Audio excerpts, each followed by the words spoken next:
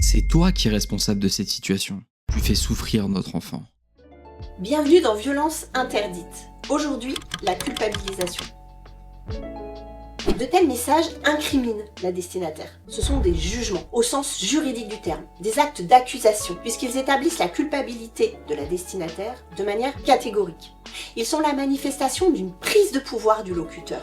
Tout se repose sur ce qui s'appelle l'argument de responsabilité, qui consiste à prétendre que l'autre est à l'origine d'un état de choses et qu'il doit en rendre compte ou s'en expliquer. Il vise à culpabiliser la destinataire, ce qui permet au locuteur de se déresponsabiliser. En attribuant les torts exclusifs d'une situation difficile à la destinataire, le locuteur, d'une part, vise à lui faire éprouver des émotions négatives, honte, culpabilité, tristesse.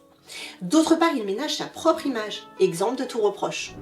Au-delà, quand le locuteur se pose en victime de la nocivité et malignité de la femme, dans des messages où il fait lui-même preuve de violence verbale et psychologique, il pervertise la qualité de victime.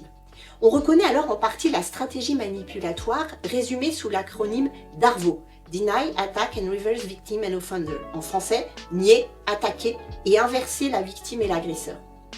En pareil cas, la culpabilisation de l'interlocutrice est un moyen de dissimuler son propre comportement d'agresseur. Les affirmations culpabilisantes peuvent également servir à légitimer des comportements abusifs à venir. Je te parle mal parce que tu as mal agi.